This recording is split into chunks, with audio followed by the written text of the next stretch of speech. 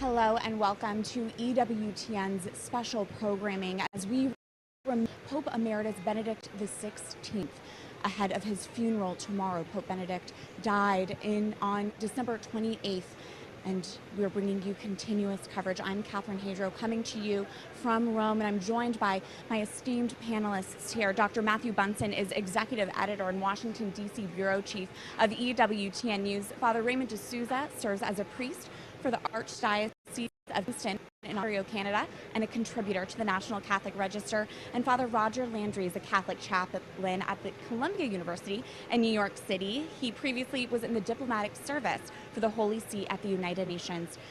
As I mentioned, we are preparing for Pope Benedict's funeral tomorrow morning. I want to share with our viewers a few updates that we know about that funeral that will be taking place. It will be at 9:30 a.m. Rome time.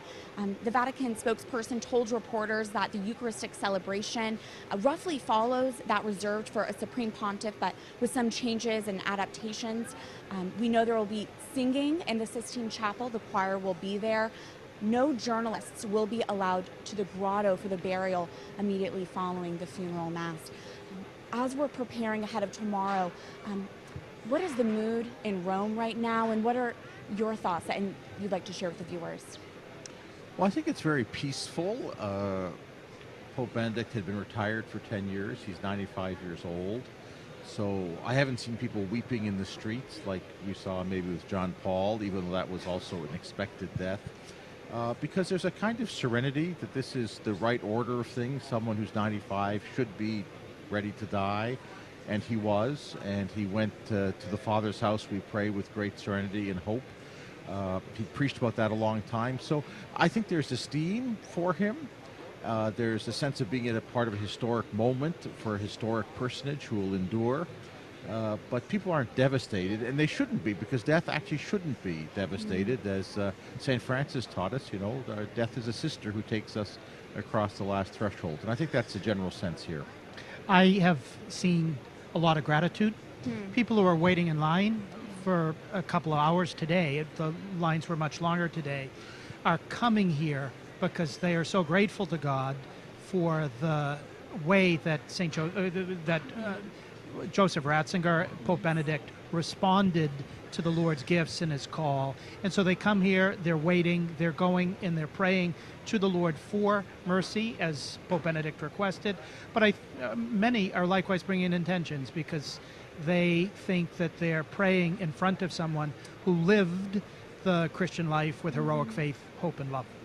Absolutely. One of the things that jumped out at me over the last few days is the fact that at the time of his election, when most people first became really aware of Joseph Ratzinger, at the time of his election in 2005 as Benedict XVI, he was already very elderly. By his own admission, he had tried to retire. For anyone who spent any time watching the pontificate of John Paul II, we watched him elected as this figure of health and vitality and athleticism. And then we spent 25 years watching him grow older and infirm. So Benedict, arriving at the papacy as he did, older, but also establishing himself, as we saw at World Youth Day, as a kind of grandfatherly figure, especially to young people, an avuncular figure to many. So to the point, his death then was not a shock.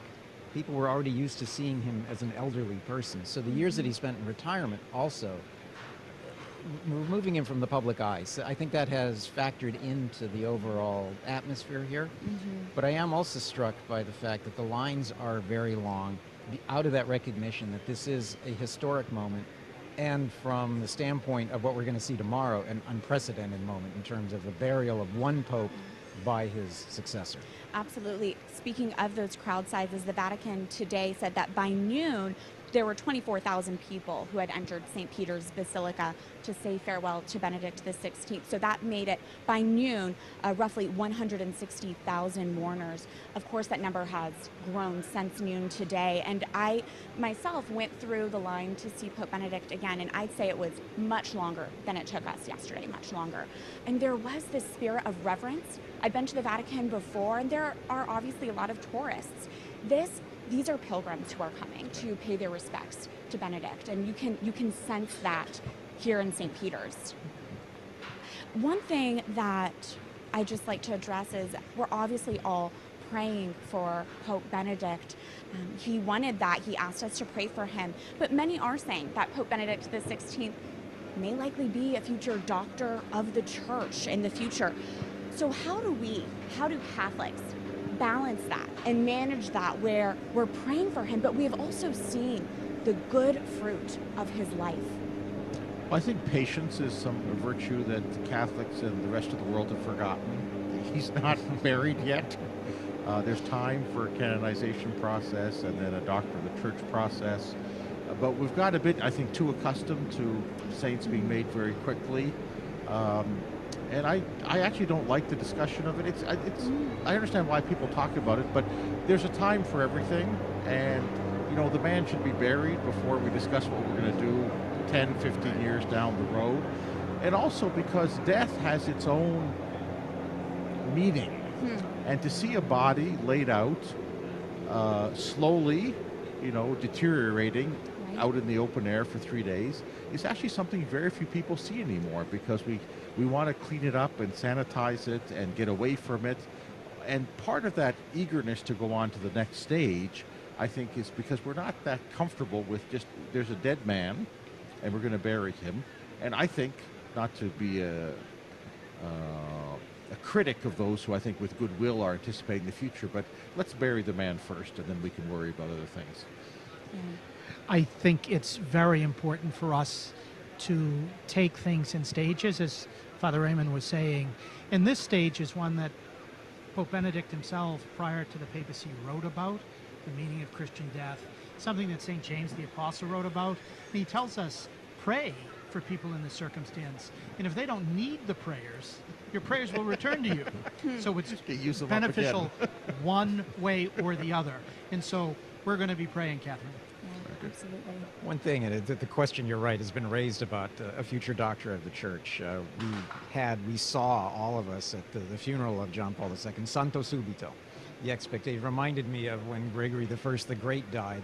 It seemed as though the only job for his successor, Pope Sabinian, was to declare him a saint immediately. After that, no one really cared. That's what we were all thinking, Matthew. Yes. Saint Sabinian. Saint Sabinian. Yeah. Father Roger and I were just here for Pope John Paul's funeral. Very few of our EWTN colleagues were here for Gregory the Great, so nice to have Dr. Bunsen on. I'm sorry to have missed it personally. But there is this sense with John Paul II, there was a sense that we all knew we wanted him to be a saint immediately. Hopefully someday he'll be a doctor of And the we church. may know that also about Joseph Ratzinger Benedict, but I think we're just an impatient generation, an impatient world, and the church can also learn a little bit of patience. But there's also the question, and an interesting one, that in this modern history of the papacy, how many now are blesseds and saints? So we've had a pretty good run. Pope Francis made a joke while he and Benedict were still alive that they were next in line.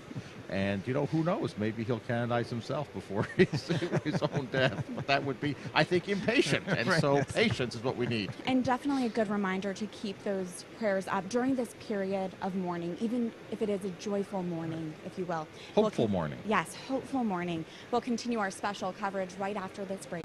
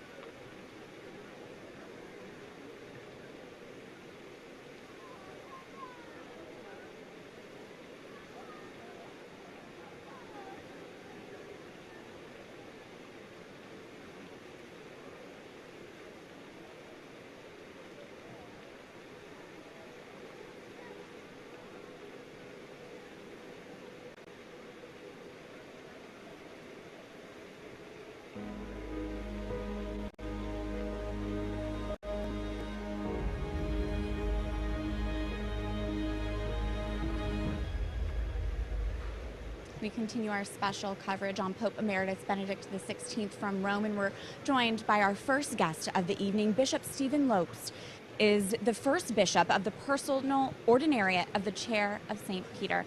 Thank you for being here, Your Excellency. Try saying that 10 times fast, right? Kept checking my notes. One time. I know. In 2005, you were named an official at the CDF. When was the first time you met Pope Benedict? On the first day of work, which I believe would have been whatever that first Friday in June was. Then Archbishop Leveda had just arrived to assume his duties as the new prefect, and all of the staff of the congregation went up to celebrate Mass together with Pope Benedict up in the Pauline Chapel in the Apostolic Palace. What stood out to you about him? Well, when you think of a figure who has had such an impact on Catholic life and this towering intellectual, to meet him for the first time, sure, I certainly was a bit starstruck. But therefore, the most remarkable thing about that was just how kind he was, how inviting he was of conversation. This is a person who knew exactly how to be a pastor and go right to the heart of the person that was standing in front of him. So that is the thing that stands out, I think, the most. Bishop Lopes, when you were at the CDF, we think the CDF is doctrinal questions and sadly recently disciplinary cases, but you had a very unusual project there at the CDF with Cardinal Leveda to try and figure out a way to bring Anglicans into the church, and now you're the bishop of what we call the ordinariates. Right. So in a way, I call your flock the direct children of Pope Benedict, because he made it possible. In those years working on that project, what was your contact with Pope Benedict on that rather innovative ecumenical outreach? Sure.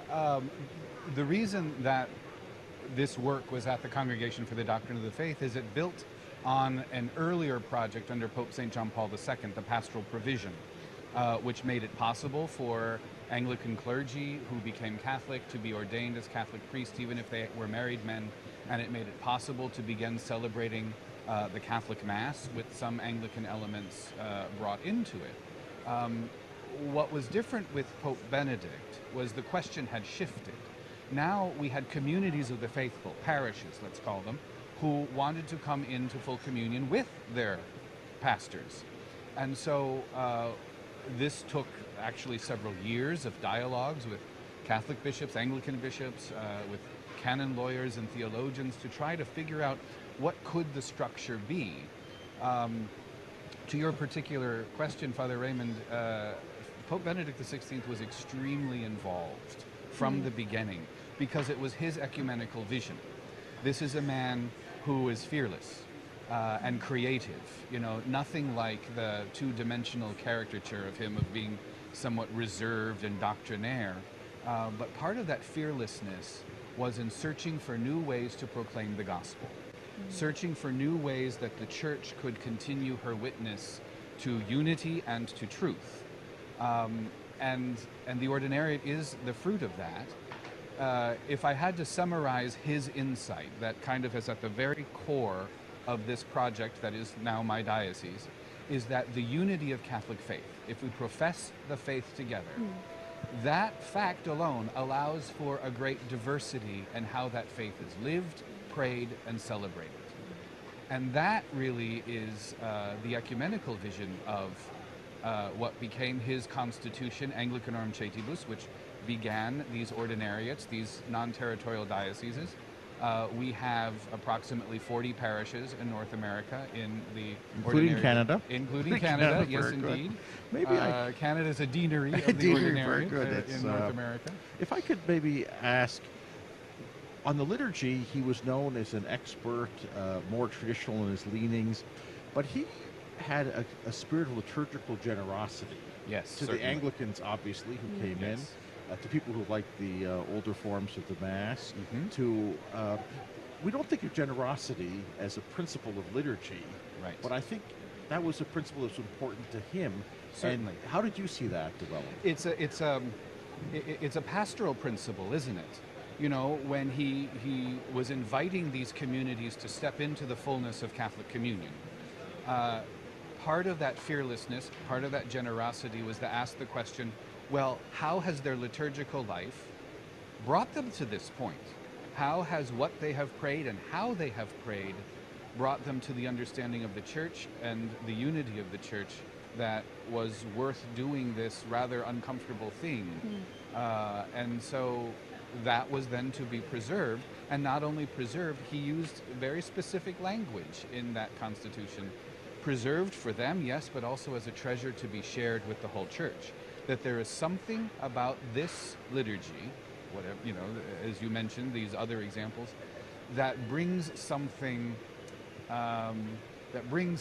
some vitality to Catholic life that should be preserved and should be experienced by other Catholics. So it's generosity for others, quote unquote, but Right. we're now Catholics. Yes. But we benefit from that generosity certainly ourselves, do. which makes sense. And that's that If language, as a given, treasure yeah. to be shared. Yeah. So that imaginative leap on the part of Pope Benedict. Right. Since the day that that has been established, since Ecclesiarum Cetibus, what have been the fruits? I mean, this was a desire on his part to have this happen. So what have you seen as an ordinary in this ordinaria? Well, one of the fruits is that he's actually a bishop. There we are. How about that? That was not foreseen at the beginning of this process. It was foreseen by someone. By someone. Well, no, these communities continue to grow. Right. These communities continue to evangelize and to, we just opened a high school in Houston, for example. You know, let's find the different ways that the patrimony of English Christianity, because that's really what we're talking about here, influences and shapes the way that we can hand on the faith to new generations. I have continually brought new communities into full communion with the Catholic Church. We've established 2 communities in the last year, and we'll probably establish at least 1 more, if not 2, in this new year, 2023. So this thing continues to grow. This movement of the Holy Spirit continues to bear fruit, and good fruit. You know, not just with a counter. You know, how many people are actually going to Mass in the Ordinariate? Actually, quite a number in North America, and yet I think the way that this English understanding of the centrality of the domestic church and different ways of approaching, therefore, the education of children and a sacramental worldview, and how all of these things get brought together in parish life in the Ordinariate, brings something very fresh. Well, we can't mention English Catholicism and converts without talking about Cardinal Newman. Indeed. And Pope Benedict made an exception to his own rule to go and beatify Cardinal Newman in Right. 2010 on that historic visit to Great Britain. Where do you see the impact of Newman on Benedict and his attitude towards Anglicans? Well, I think it was in the first of the Peter Seawald interviews that he did. He speaks to this, Benedict speaks to this quite directly, that I do believe that Newman was foundational for him in his understanding of the way that doctrine develops and its expression.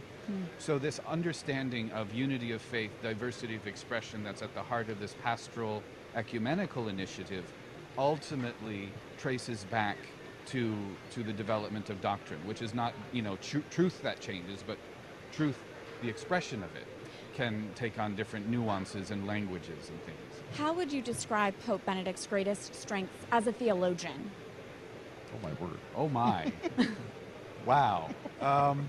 He had many. He had so many strengths, but I think, certainly precision. I mean, he's an extremely careful writer. He chooses words very carefully. The other thing is, I'm going to keep using that word, fearlessness, the way that he engages other theologians. I mean, even if you take that 3-volume Jesus of Nazareth, right? He's always in conversation with other theologians, Jewish rabbis, Protestant theologians. You know, there's a certain sense to which he never felt constrained to stay simply within this select fold of Catholic academia, but a constant going out, constant engaging with ideas and with other theologians, then producing some of the richness of his teaching. I think that's really part of it.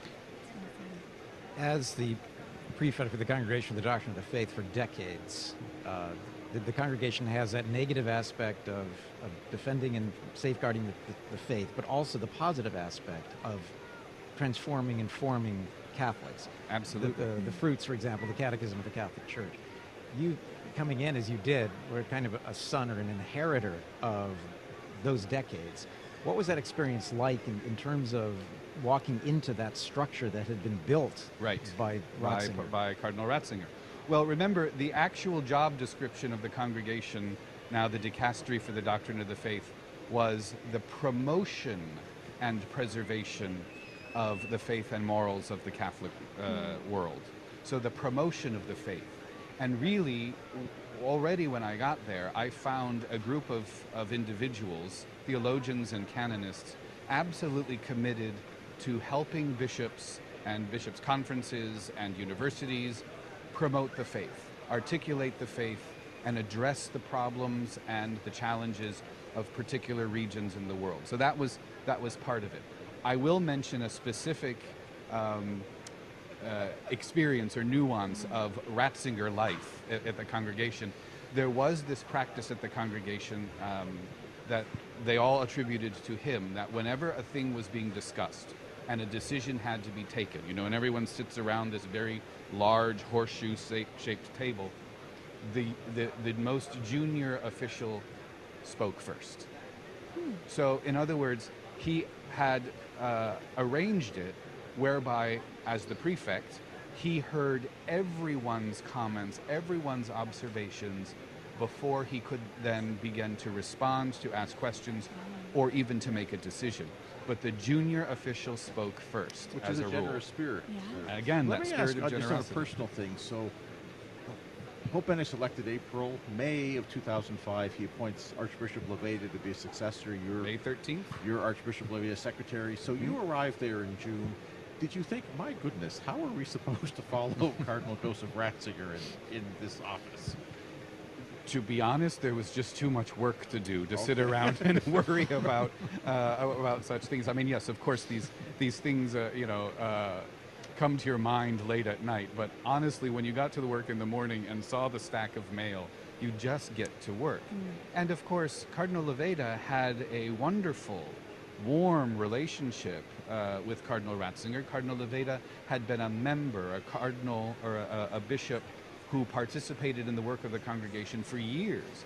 He himself had been, like me, that junior official, starting work in the congregation in the late 1970s through the early 80s. He was an official when Cardinal Ratzinger arrived as prefect. And so he had already this relationship there, which meant that when they met, and they met weekly, every Friday evening, they could have a very open and easy conversation. So it's not like we experience Cardinal Ratzinger somehow abandoned this work. He was still very, very much involved with it. Did he ever ask Cardinal Leveda for some theological clarifications on matters? There were some theological clarifications on matters in the papacy of Pope Benedict. This is something that we don't often remember, but I can think of at least two instances where something had to then be published in L'Osservatore Romano, because particularly in an interview given on an airplane during a pastoral visit, when you're on the fly, like we are, you say something dumb and you think about it the next morning and, well, wait a minute, let me rephrase. We are so grateful for your insight and helping us to get to know Pope Benedict XVI more as well. Bishop Stephen Lopes, thank you so much for being with us. Thank you. Thank you. Thanks for coming. Thank you. Thank you. And we'll continue our special coverage right after this break.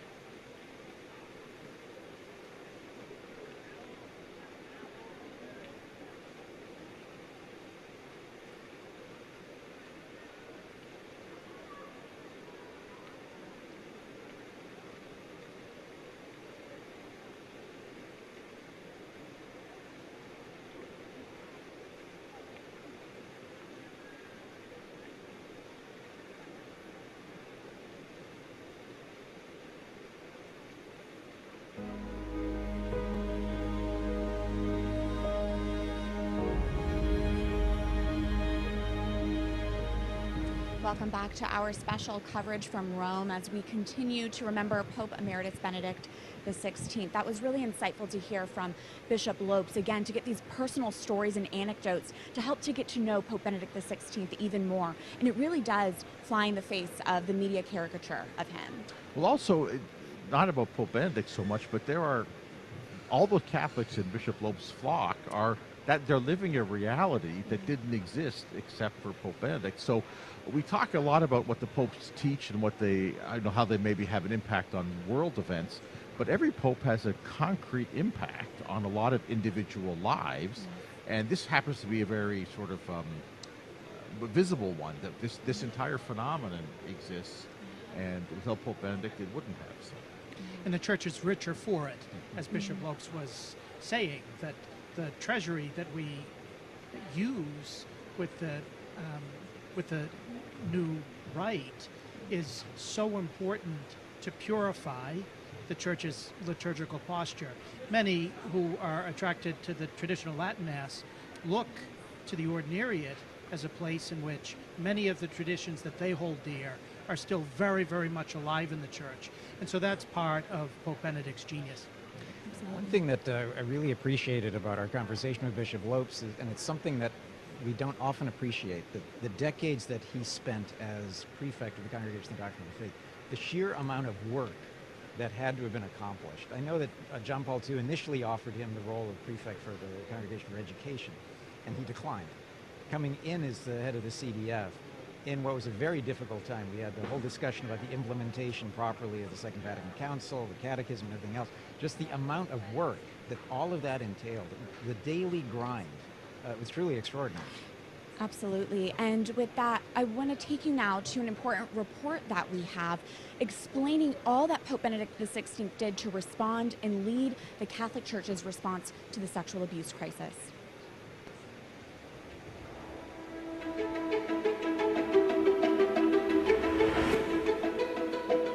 In January 2002, American Catholicism faced one of the worst institutional and spiritual crises in history. It began when the Boston Globe raised accusations against the Catholic priest in Boston, John J. Gyohan, for abusing more than 130 minors over a 30-year period of ministry, and against his superior, Cardinal Bernard Law, for having covered up the abuses. In Rome, as the American scandal blew up, the Congregation for the Doctrine of the Faith and its prefect, Cardinal Joseph Ratzinger, directly confronted it. In fact, Ratzinger had already been working against abuses in the church for years. After the sexual revolution of 1968, society had been changing. Good and evil had become relative, and some church environments were not able to escape the influence of this crisis.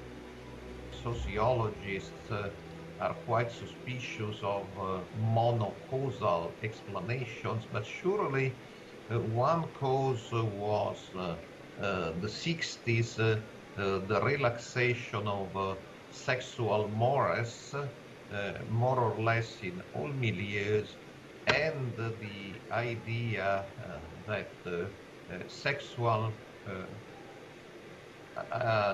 experiments were something good and new and modern and brave and to be encouraged.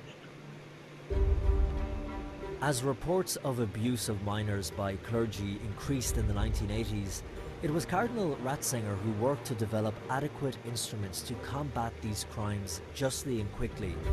In 1988, he requested a change to the Church's Code of Canon Law to speed up and simplify the legal process for suspected cases of abuse. His objective was to protect victims, ensure justice, and sanction predators. Y entonces el Papa, el Cardenal Ratzinger entonces... Then the prefect of the CDF, Cardinal Ratzinger, addressed the Pontifical Council for Legislative Texts. At that time, the prefect was the Venezuelan Cardinal Castillo Laura, pointing out that he found more and more frequently that the resignation from the clerical state was requested as a grace, as a gift, when what was needed was punishment, a process. punishment because these priests had committed criminal behavior. Y castigar porque habían cometido conductas criminales. In his 24 years as head of the congregation, Cardinal Ratzinger had zero tolerance for priests or religious who committed abuse against minors. El cardenal Ratzinger fue el primero. Cardinal Ratzinger was the first in the Roman Curia to say no. This cannot be treated as a matter of grace, but as a matter to be judged and punished and appropriate measures to be taken. He was the first and he was quite isolated in doing this. Fue el primero, era bastante aislado.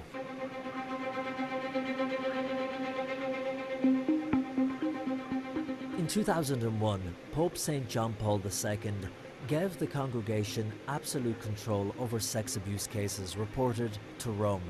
Cardinal Ratzinger then published a document, the Church's norms on handling the most serious of crimes.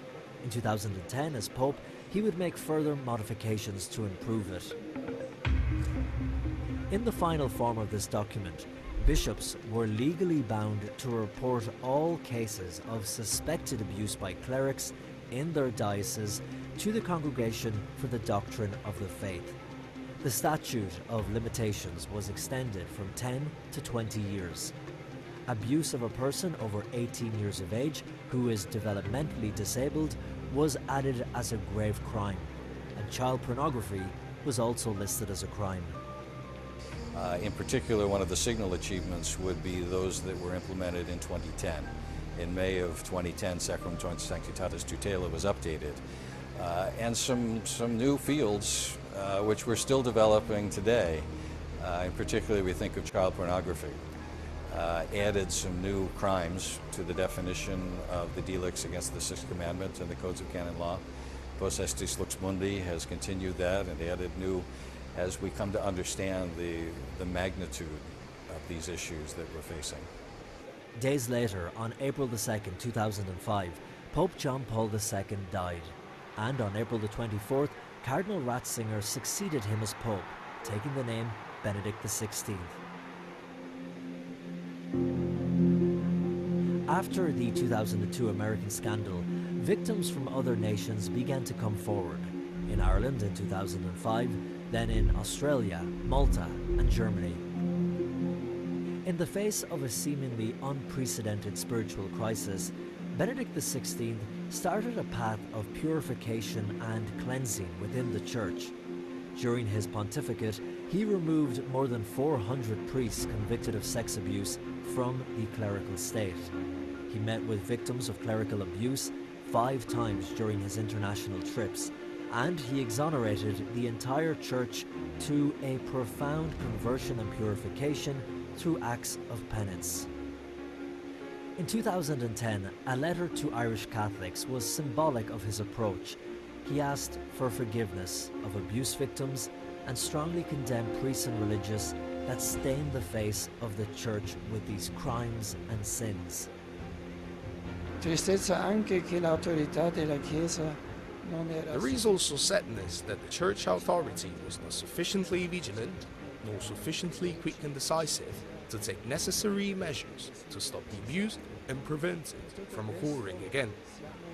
Because of all this, we are going through a period of penance, of humility, and of renewed sincerity, as I wrote to the Irish bishops. It seems to me, we really have to go through times of penance and humility, and we have to renew and learn sincerity again. E rinnovare e reimparare una assoluta sincerità. Under Joseph Ratzinger as Cardinal and then as Pope, progress was made in the Church's handling of abuse. Bishops have the moral and legal duty to provide an adequate response to these crimes, to care for the permanent formation of the clergy, to listen to victims and their families, and to cooperate with the civil authorities. The accusations brought against Benedict in the Munich report weigh heavily, and while Benedict denies any wrongdoing during his time as Archbishop, the Vatican points to his fight against abuse as head of the Congregation of Faith and then later as Pope.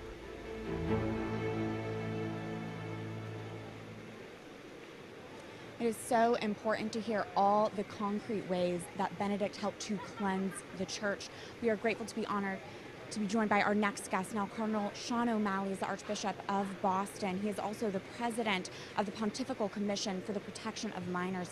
Your Eminence, I want to address some of what we heard shortly, but first, you've been a bishop since the mid-1980s, I believe, so you would have met Cardinal Ratzinger many times, and then Pope Benedict XVI. Tell us your thoughts right now as we are all mourning in gratitude. Well, it was a privilege to get to know him many decades ago. I became a bishop in 1984, and we always had a very close connection because of his being from Bavaria, and I belong to a Capuchin province that was founded by the Bavarian friars, and he was very close to our Capuchins there in Altating and the shrine to Our Lady of Altating and Brother Conrad, and so we always had different places that we could talk about, and he was certainly a man whose writings have inspired me. I think in 100 years people will be reading his writings in the breviary. He's one of the great theological minds in the church, and we're very blessed to have had him. Absolutely. Following that report that we just watched and all that Benedict did to help cleanse the church, as president of the Pontifical Commission for the Protection of Minors, can you describe all that Benedict did to get that work started?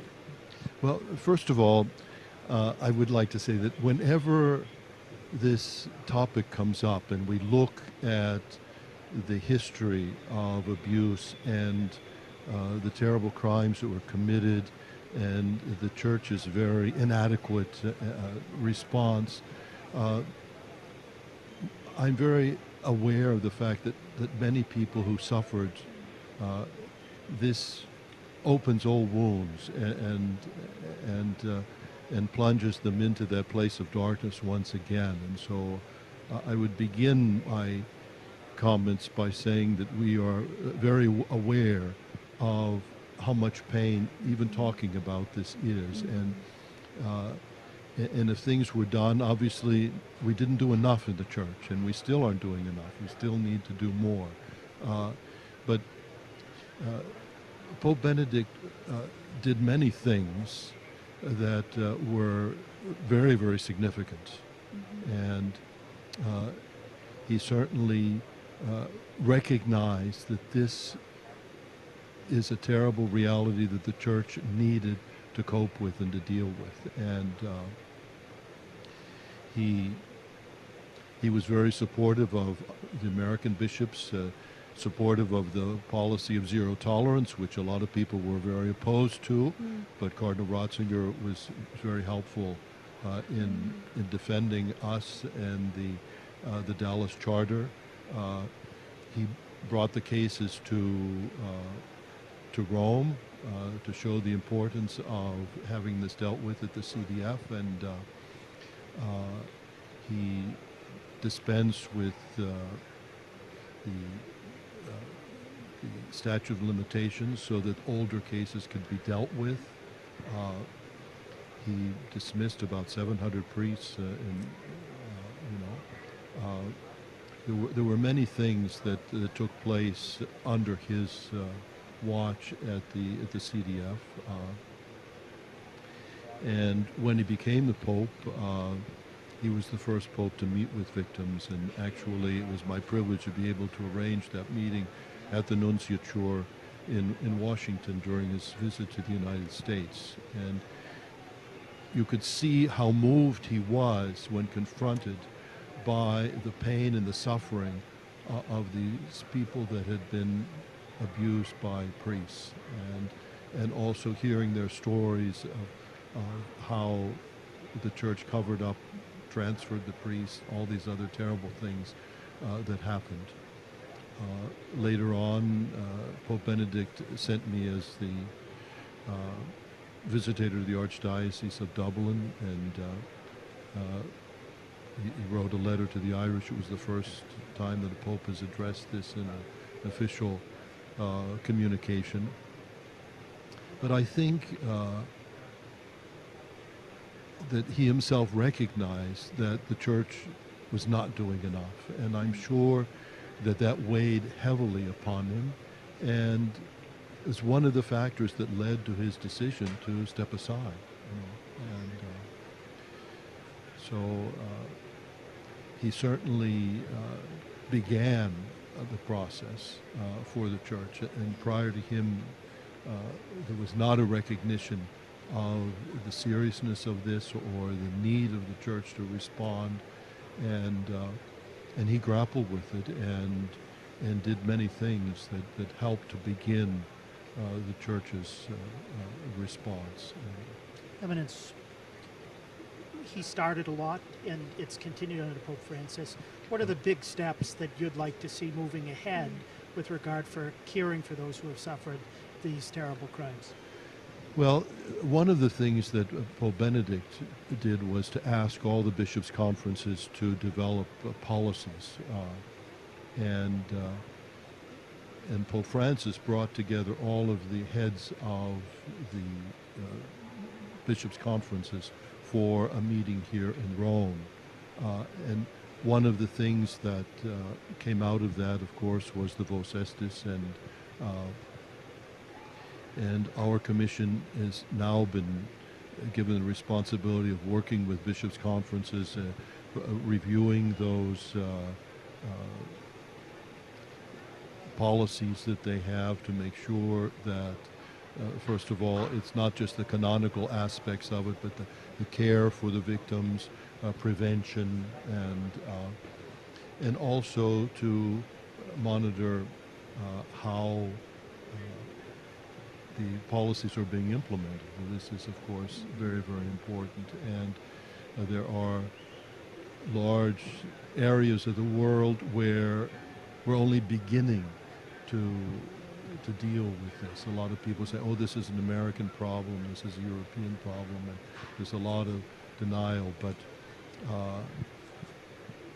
Pope Francis has been very, very good at calling the bishops to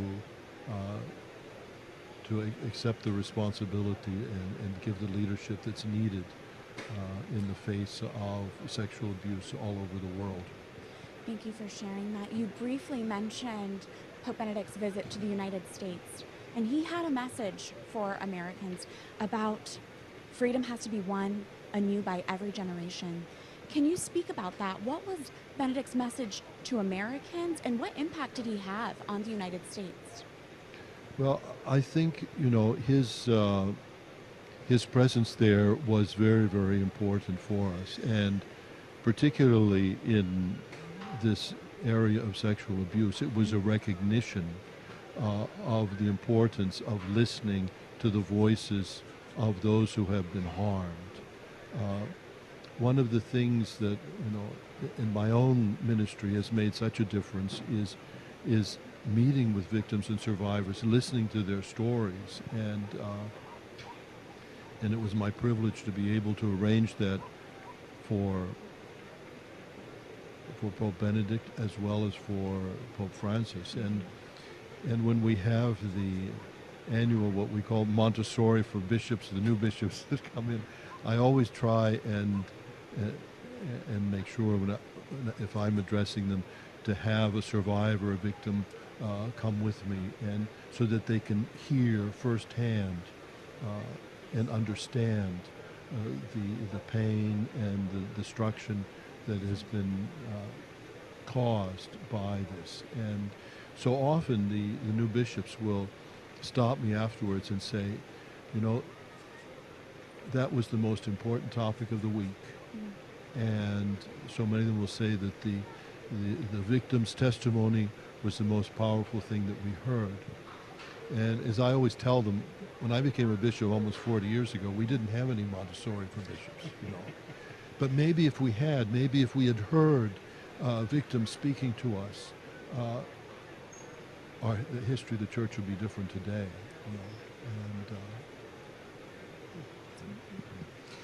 Your Eminence, one of the hallmarks of Pope Benedict's time as Pope was the new evangelization, and you've been a bishop for a very long time, as you've noted. Could you reflect a little bit on the new evangelization as Benedict saw it? Well, I think that he had such a wonderful way of communicating the faith. As people say, crowds came to see John Paul, and they came to hear Benedict, and he was such a wonderful preacher who could break open the Word of God and touch people's hearts. And I think that was an incredible contribution to the church, and certainly in my own life. We have a midnight mass for New Year's, and this year I used his writings to talk about the scriptures for that.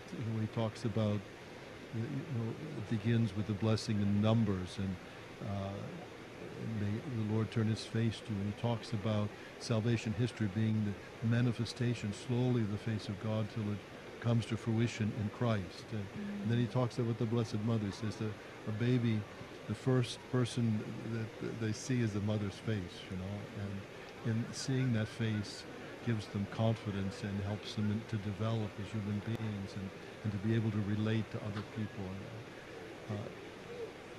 He was so gifted and graced to be able to teach the gospel in a cogent way, in a way that touched people's hearts. And he was a good and humble man, and his gifts will live on in the church. And one of the great gifts that he gave in February 2006 in the announcement of his first consistory, named the Archbishop of Boston a cardinal. Oh, don't hold that against him. No, we are so grateful for your work and for the clarity that you brought on this topic in particular. Cardinal Sean O'Malley, thank you for being with us. God bless you. It's always a pleasure. I was very close to Mother Angelica when we started the television station, the Virgin Islands. She's the one that helped us. She sent us the programs, and she came down and visited, and she was like a rock star when she arrived. The crowds that met her at the getting off the plane, and so what a great lady. And it's wonderful to see that the ministry that she began is still flourishing, and such a service to the church.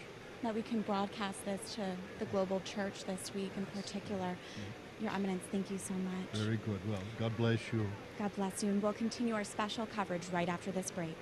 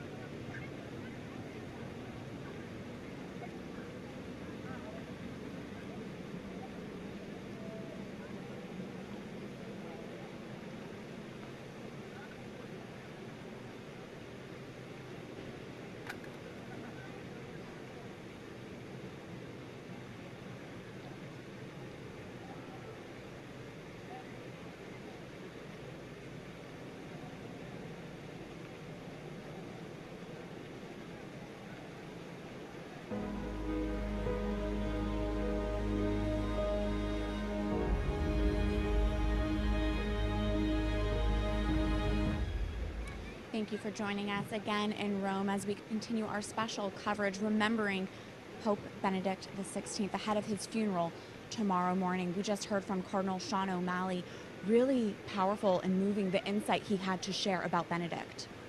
Cardinal O'Malley's whole life has been part of the balm that Mother Church wants to give to those who have been so wounded. I am honored that he ordained me a priest, and for the Diocese of Fall River, Massachusetts, which was his second diocese. But I remember when he used to convene the young priests for monthly meetings with him in his residence. It was the time of the Dallas Charter in 2002, and we were discussing the various proposals that were coming on up that the bishops themselves would vote on. And when he started to talk about those who had been hurt by abuse, he had to leave the room because he was crying so much.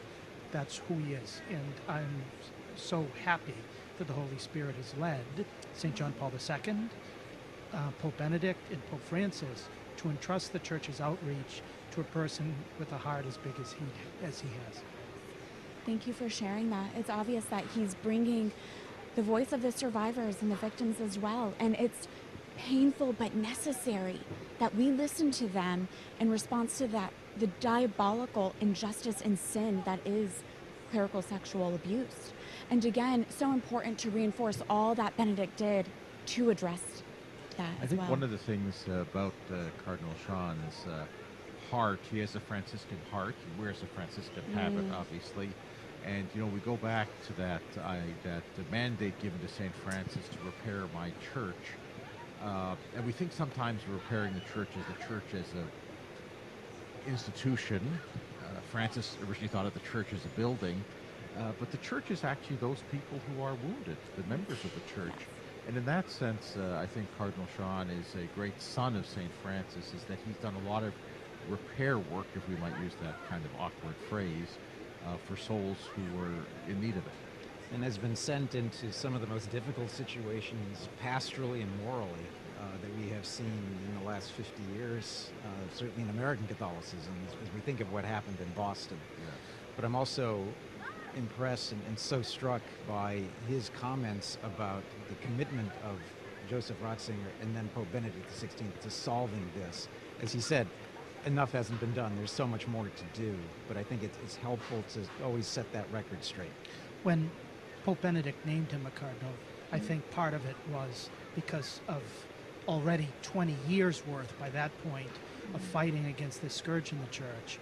And he lifted him to higher prominence and then gave him a greater mandate over the course of time. And I think that all flowed because Pope Benedict looked at the sexual abuse of minors not just as an issue that needed to be fixed, not just as a problem. He looked at it with holy anger, and he was ticked. And so he really wanted to care for those who were out there, and he wanted to sort of turn the whole church around. One of the things that he did was he made sure that when priests were being dismissed from the clerical state because of this, they wouldn't be able to control the narrative. He didn't want them just out. He wanted the whole world to know that they were being punished as they were being kicked out, because this wasn't just a moral problem like priestly alcoholism, for example, but this was a crime against those that Jesus wanted his priests to die for rather than take advantage of. And so that holy indignation on the part of Pope Benedict always characterized his approach to it, because this was coming from that irascible appetite that complemented extraordinary reason and his German stubbornness to make sure he advanced the church in this crucial area. And going One back of the to things that Cardinal Sean mentioned, he said about listening to victims, and Father Roger gave some examples of the impact it had on him. There's different kinds of listening. The most obvious one is sitting in a room listening to someone. But bishops especially, and certainly the prefect of the Congregation for the Doctrine of the Faith, listens through files. They get reports from all over the world, and they read them. And I remember the Archbishop who ordained me, who's not a prominent man at all, now deceased, used to say, I try and remind myself that behind every piece of paper on my desk is a person, is a soul. And Cardinal Ratzinger had that capacity. Everyone who works over here spends their day reading files. In that sense, it's not a very interesting way to spend your day. But if you understand that behind those papers, those files, are souls, Cardinal Ratzinger had listened to victims, not face-to-face in an office, but he had collected that testimony over the years. And so by the 1990s, when he resolved that something had to fundamentally change, it was based in part on listening to victim testimonies. Now, it's true that he met face-to-face with them as Pope in Washington, as Cardinal Sean mentioned, but there was something beyond that. And it's a good model for people who have, if you want to say, bureaucratic roles in the church, dealing with papers and files, that's a form of listening if you have the capacity to do so. And Pope Benedict was a good model for that, which is not an easy thing to do. And it's interesting to consider that in the 1997 book, Salt of the Earth, he talks about the abuse crisis. That's something that's largely forgotten, that this was already on his radar. And then that important role that he played as head of the CDF in shepherding the process from the American side, of working with the American bishops to get the Dallas Charter, the essential norms, through what could often be a seriously slow process here in the Roman Curie. But he also fought very hard because the Congregation for the Doctrine of the Faith didn't have jurisdiction over these cases until he insisted that it be transferred from the Congregation of Clergy over to the Congregation of the Doctrine of the Faith. And then he reformed the laws, and then he made sure that the laws were being implemented. And then when he finally became Pope, he tightened the screws in those laws again and made sure that they were being used. And so he really is a hero of this. We can't say that he fixed every problem, as Cardinal Sean said, but he absolutely got an A+ for effort. And we're so grateful for that, because he started something in the purification of the church, of the filth that he knew existed, that the church has continued ever since, and the whole rest of our lives we need to cooperate with.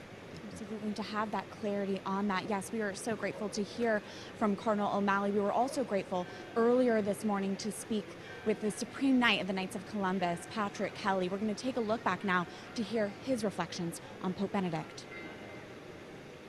We are grateful to now be joined by Supreme Knight of the Knights of Columbus, Patrick Kelly. Patrick, thanks for being here during this historic week. First off, did you ever have the chance to meet Pope Benedict? I did. I did have the chance to meet Pope Benedict at a couple times right here in St. Peter's Square, just as many people. He was always in the square, so I met him in the square. But also, the Knights of Columbus sponsored conferences, and he was part of those conferences, so I was able to meet him on those occasions. What a privilege. And I understand that you consider Pope Benedict's 2005 encyclical Deus Caritas Est, or God is Love, to be really pivotal to the Knights of Columbus mission. Can you speak to that? Yeah, it really is, because he speaks of charity. You know, God is love, and he speaks of the responsibility of the individual Christian for charity. And he says, obviously, it's the responsibility of the church, but he says the individual Christian has a responsibility to take up charity. And he centers it in Jesus Christ, in the person of Jesus Christ. And he says that is when you have, he says Christianity is not the result of an ethical choice, but it's an encounter with a person.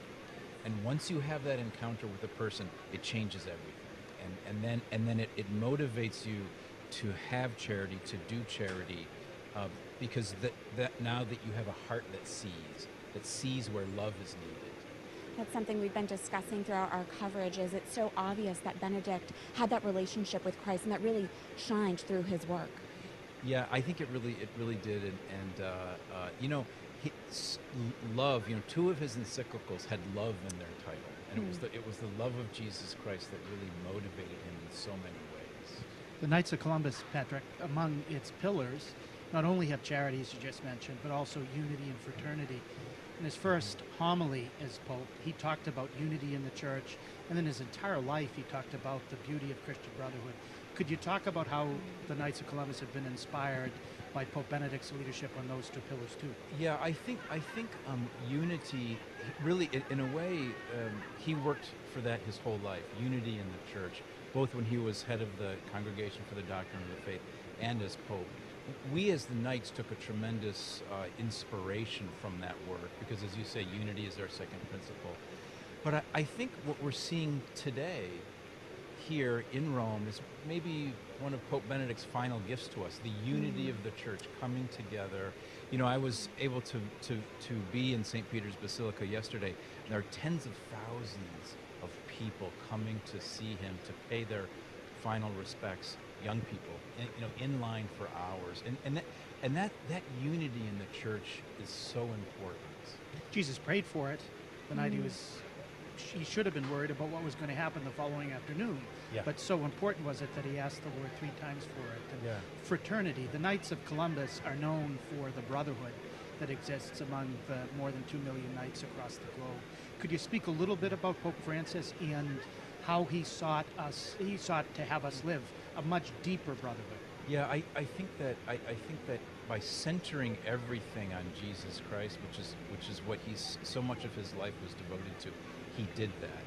And when you have that relationship with Christ, you realize that fraternity, this brotherhood, is really a command, that we're called to do that.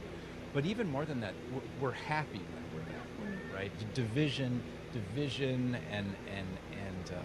and discord is not the way of the Christian. And I think that's what Pope Benedict worked for so much of his life, was to do that. Absolutely. You know, in 2008, during his pastoral visit to the United States, and was that the trip when he had his birthday in the United States? I think it was. Pope Benedict recognized the remarkable accomplishment of Blessed Michael McGivney, the founder of the Knights of Columbus. Can you speak more to that? Because I believe he was the one to approve his decree of heroic virtue. Yeah, he did. And right before his trip to the United States, he approved the decree of heroic virtue, which really opened up the path for the beatification of Father McGivney that we saw in the year 2020.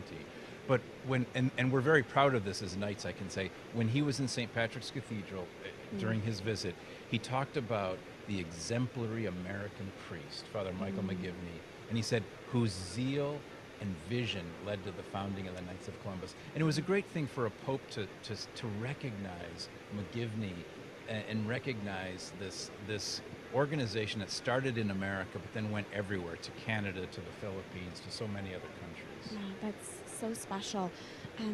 You know, Patrick, looking back at Pope Benedict's life and his pontificate, what really stands out to you the most? What are you reflecting on? I think for me it is his decision. The decision he made to resign the papacy was, I'm sure, such a difficult decision. But what struck me then, and what continues to strike me, is the fact that he did that with such interior freedom, right? To make that decision, that kind of freedom only comes from a deep prayer life and a deep relationship with Jesus Christ, because only Christ can give you that kind of freedom. And so I reflect on that all the time, and I think that's the kind of prayer life, spiritual life that we can all strive to. I don't think many of us aren't there, but I think it's something to really strive for. Yeah, that's a really beautiful reflection. Some have criticized Pope Benedict for that decision, saying that how can a father renounce his fatherhood as Holy Father? But one of the things Pope Benedict said was that when a father ages, he gives up some of the duties and the responsibilities of a father, but he never loses that duty to pray for his family, to be there for his family, even though he might not be able to do everything he was able to do as a younger man. As the world's largest Catholic organization for the formation of men and trying to help men become good dads, what have you learned from Pope Benedict's paternal dimension of the renunciation of his papacy? You know, I think the paternal dimension is something in the Knights we think about a lot, because we know in the Knights that if you get the man right, you'll get everything right. You'll get the family right, you'll get the church right, you'll get society right. So, and that paternal dimension, I think with Pope Benedict, he continued, as you say, Father, he continued that, but he did it in a different way, through prayer and through encouragement and through support of the church. And he was still active in terms of correspondence. I mean, we in the Knights would occasionally inform Pope Emeritus Benedict about what we were doing. We would get beautiful letters from him. So he was always there, right? He was always there, but he did it in I think just the appropriate way for him. Absolutely, in that unique role that he had. 100 years from now, how do you think we will look back and the church will remember the life and legacy of Pope Benedict XVI? I think it will, his work for the church will blossom. I can't say this, but I think, you know, when you look at the fathers of the church, I think he will be considered really a father of the church, just because of his deep theological insights and because of the clarity with which he articulated those insights. That's one of the things that always struck me when you read Pope Benedict. You just come away with there's such a clarity there, and that clarity really is a gift, I think, of the Holy Spirit. Yeah, absolutely. He was such a professor and a teacher, and he seemed to have that love for teaching the faith to others. You know, Patrick, I'm just sitting here thinking about the enormous responsibility you have as Supreme Knight of the Knights of Columbus and that significant leadership role in the Catholic Church. And just as a Catholic leader, how do you want to model your leadership after Pope Benedict? How do you look to him as a fellow leader in the church, the leader? Yeah, that's a great question. I think when I look at Pope Benedict, I see a man who was gentle and kind but decisive, right? He knew who he was, he knew what he had to do, and he did it in virtue. And I think that's the thing that I can take away, but I think all of us can take away that he was a man of decision, but also a man of virtue. He was always kind in how he did things, but he was not a pushover. And I think that's an important thing. That's really well said. And in 2008, when Pope Benedict came to the United States, the Knights of Columbus helped so much with the organization of that visit, logistically, in the various places where Pope Benedict appeared. What do you think the aftermath is of the visit of Pope Benedict, who came to bring Christ our hope to our shores? Yeah, I think that we will continue to read his writings. I know that before he came, he took a retreat, and he spent several days just writing his talks for when he came to the United States. And when you read his talks that he gave, you see the richness there and the development and the thought. So he was such an integrated man, right? I mean, in many ways, he exemplified the cultured man of Europe. And this is one thing that I think that we can be proud in these days to be Catholics, because the Church raises up such men of the caliber of Pope Benedict, and that's something really, I think, we can just be proud. We can be sad for the death of Pope Benedict, but we can also be proud that we're members of a church that can do this. Yes, and his works will just continue to bear fruit for us to enjoy. His legacy will live on. Supreme Knight Patrick Kelly, the Knights of Columbus, thank you so much for being here during this important week and for your insights. Thank you, Catherine. It's great to be here. God bless you. Again, that was obviously earlier this morning, speaking with the Supreme Knight of the Knights of Columbus, Patrick Kelly. Now it is the chilly evening in Rome. I think you can see our breath as we're speaking to each other. Father, you had some thoughts on that conversation. Well, I was very struck when the Supreme Knight mentioned about how we can be proud of Pope Benedict. We had Cardinal Sean on talking about things we're not proud of, in fact, that we're ashamed of. And as Pope Benedict once said, the world likes to speak of our sin to us. And so there's a lot of that, and that's real. But it's also true that he makes us proud. You know, I really think I wrote in a review of one of his books that I think that Pope Benedict Ratzinger is the most learned man in the world. I think he really could make that claim. He was inducted into the Académie Française, which is one of the more prestigious scholarly organizations in the world. He may have been the most learned man in the world. And he was a priest. He chose that life, and he was proud of his Catholic faith. He lived that. And I think that's something that Patrick Kelly was wise to point out, is that we could look at a man like Pope Benedict, as we did to his predecessor, and say, isn't it astonishing that a man who could have done anything and been maybe the best in the world at it, chose to give his life to the Lord Jesus in the service of the church and particularly in the priesthood. So I'm very glad that Patrick Kelly mentioned that, because we need people, not just the saints of history, but we need people in our own time who say, you know, I'm a Catholic like him, and that's a good thing. Absolutely. It seems that so many people who have met him have said to us, or I've read in various articles, that he was the smartest man that they knew. But again, so prayerful and had a relationship with the Lord as well. It's been such a joy to get to know Pope Benedict more this week. And we have another report for you viewers, so you too can get to know Joseph Ratzinger, and then Cardinal Ratzinger and Pope Benedict XVI more as well.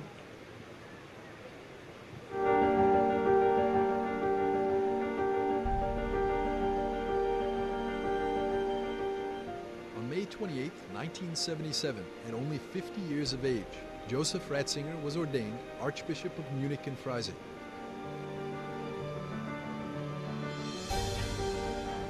One month later, Pope Paul VI made him a cardinal. This was how a new stage in his ministry started that would last the rest of his life.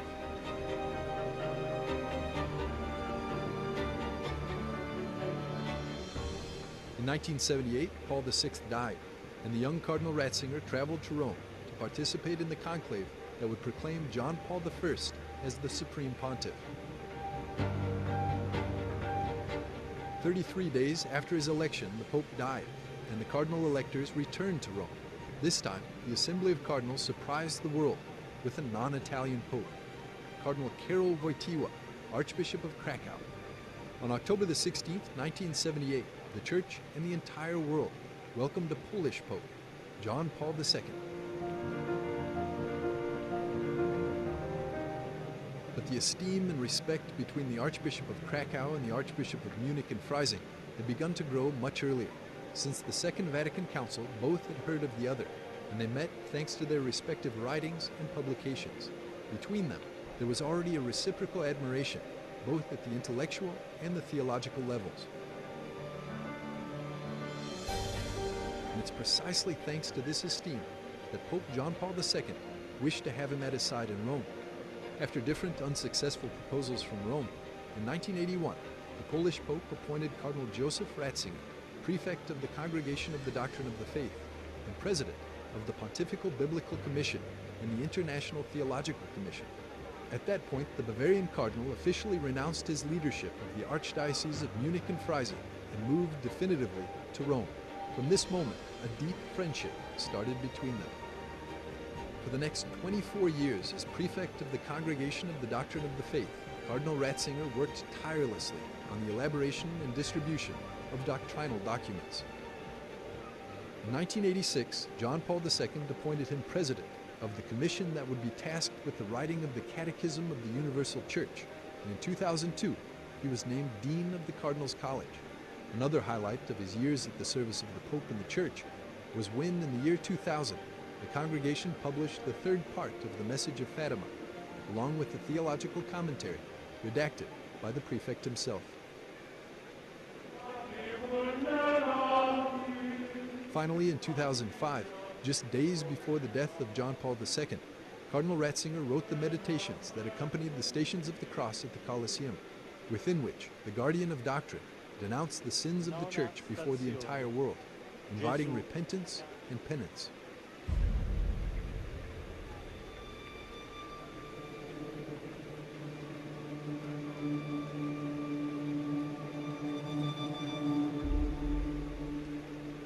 Carissimi fratelli e sorelle, alle 21:37 il nostro amatissimo Santo Padre Giovanni Paolo II è tornato alla casa del Padre.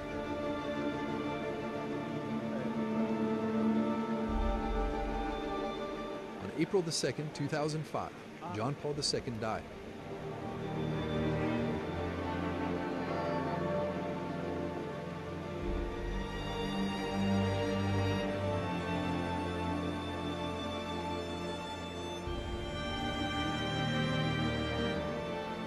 During the funeral mass in St. Peter's Square, Cardinal Ratzinger, Dean of the Cardinals College, remembered his beloved predecessor with emotion.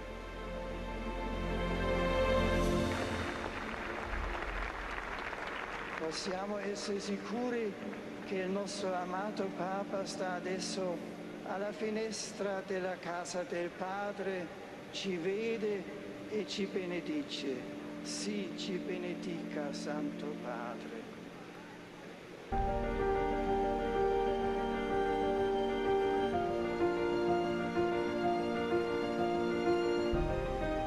After a brief conclave, the cardinal electors chose as the successor of the Polish Pope his best friend.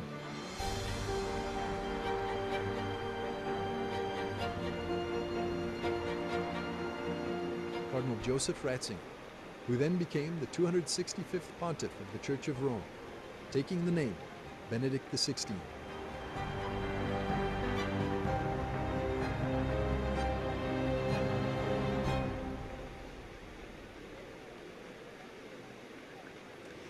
was powerful to see those images of then Cardinal Ratzinger preside over the funeral mass of St. John Paul II tomorrow.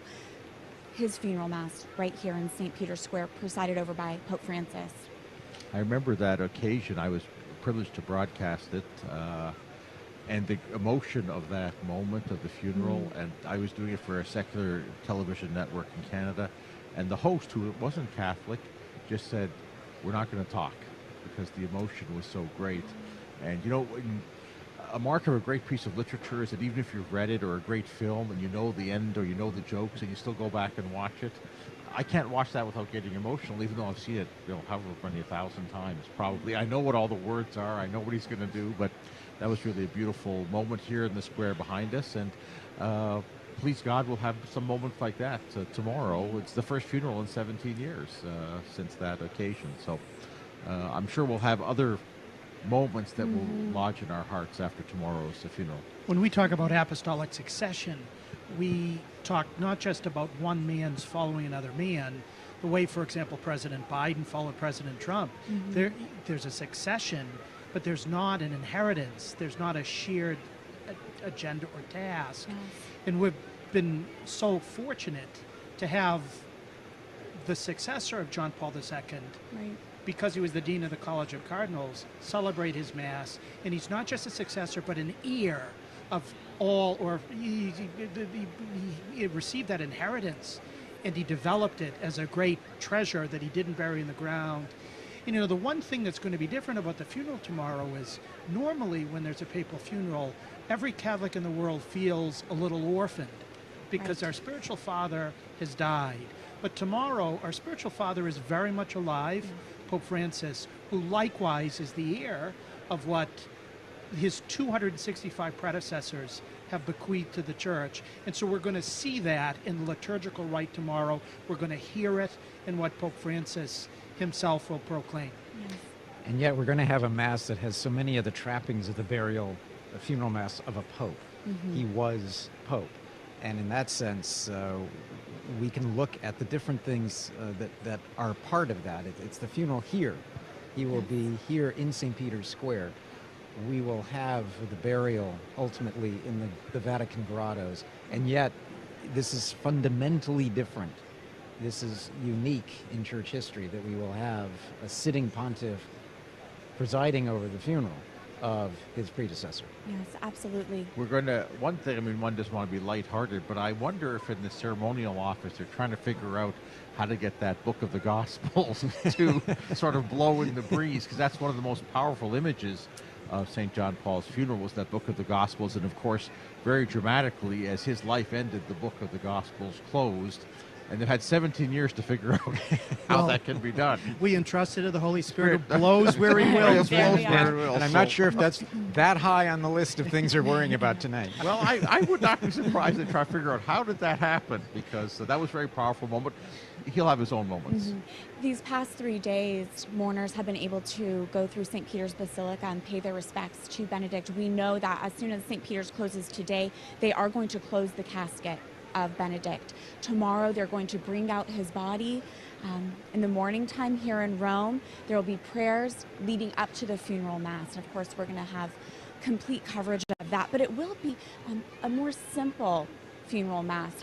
What are you expecting it to look like tomorrow? To be honest, I expect something fairly similar to what we saw with Pope St. John Paul II, the simple casket. And we can talk more about even the casket tomorrow. With the book of the Gospels, with a candle, recognizing the simplicity of Pope Benedict, the humility, I should say, because this is a man who is far from simple, who requested a simple funeral. But then we have the beauty also, the simplicity in many ways of his death that we've been talking about now for several days. I think we're going to for sure have the noble simplicity of the Latin Rite. But at the same time, I'm expecting two things. First, we're going to pray tomorrow. Let us give thanks to the Lord our God. It is right to give him thanks, and it is our right and just. And then it's right and just, our duty and our salvation, always and everywhere, to give God thanks and praise. We do that likewise on the days of funerals. In St. Paul's words, St. Paul, who was here and shed his blood for the faith that we have here in Rome, said, rejoice always. Again, I say rejoice. And so I think in the midst of that noble simplicity, in the midst of the hopeful mourning that we do, we're going to have a lot of joy tomorrow, and we're likewise going to have great thanksgiving to God, to this man, Joseph Ratzinger, Pope Benedict, and then to the entire church praying in unison as the church does best. I will say I felt the grace of those prayers in a really powerful way just walking here earlier today, to know how many prayers and graces there are. This is the funeral, to go all the way back to when he was elected, this is the funeral of a humble worker in the vineyard of the Lord. We heard tonight from Bishop Lopes about the grind of the CDF, of the years of labor that he put in. This was a humble worker, but again, in the vineyard of the Lord, giving everything he had, all of his gifts to God. Father. One of the things that's important to remember at a papal funeral is that we're burying a pope. And that's why we're here, because they buried a pope here, St. Peter. Now we know with greater archaeological certitude that he was actually buried here. Pope Benedict is going to be laid to rest in the tomb that John Paul used temporarily, which is only 50 meters, not even, from where St. Peter lies. So in a certain sense, when we bury a pope, this enormous symbol of Catholicism around the world is because a pope was buried here. That's what this building is for, in a sense, but unlike the Great Pyramids, which were just great tombs, this is a living source of life. But it has its identity and mission as a place where we buried St. Peter. And we'll maybe have a chance to talk about it tomorrow in the coverage prior to the funeral mass. But out of the 265 popes who have died, 149 are buried inside as of tomorrow. Pope Benedict will be the 149th pope buried around the tomb of the first pope, the rock on whom Christ built his church. Who is found directly on an axis beneath the baldacchino. And beneath the high altar. This morning when I was able to pray before Pope Benedict's remains, it occurred to me where he's lying, he's looking upwards, which is a view that you don't usually get, because you don't lie down in the St. Peter's, but he's looking right up at that, tu es Petrus, you are Peter on this rock.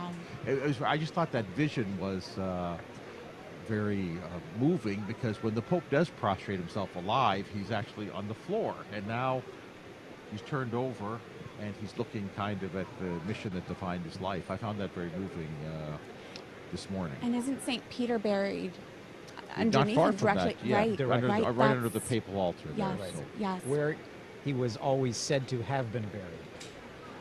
But now we know that for a fact. Right. There is something so unique about being Catholic, and the fact that, in a way, yes, it'll be packed tomorrow. I never had the chance to meet Benedict, so most Catholics never got to meet Benedict, but it feels like you're going to a funeral of someone you know. And there's something really powerful and unique to the Catholic Church about that as well. And one of the powers of our funeral ritual is that the funeral, it has some papal touches, but it's very similar to the funeral of any bishop, any cardinal here. And if you've been to any Catholic funeral anywhere in the world, you'll recognize 95% of what happens tomorrow. The differences are very few, and in a certain sense that shows that before the Lord, it doesn't matter, in a sense, where your station was in life, that you're a soul called from eternity to eternity. And if you've been to a Catholic funeral, you won't need us to explain what's going on. And the greatest mind prior to Pope Benedict that occupied the See of Peter, Pope St. Leo the Great, who was Pope from 440 to 461, whom the Church hears every Christmas morning in the Liturgy of the Hours, talked about the greatest dignity that we have, which is the dignity of being a little Christ, a Christian, literally. Before he was a priest, before he was a bishop, before he was a cardinal, before he was Pope, he was a son of God through baptism. And the connection between our baptism and a funeral rite is so strong, and that happens and will happen in each of our funerals and every funeral that'll take place in 2023. We will see those elements tomorrow. This is a farewell to Benedict XVI, but it's also a farewell to Joseph Ratzinger. Yes, that's a great reminder, and I want to remind our viewers as we continue to remember Pope Benedict. His funeral is tomorrow morning. I encourage you to go to EWTN.com/Benedict. You can find all the details there, see the details of when that program will be airing in your region. been a privilege to be here as we've continued our coverage, but that wraps it up for tonight. Good night, and God bless.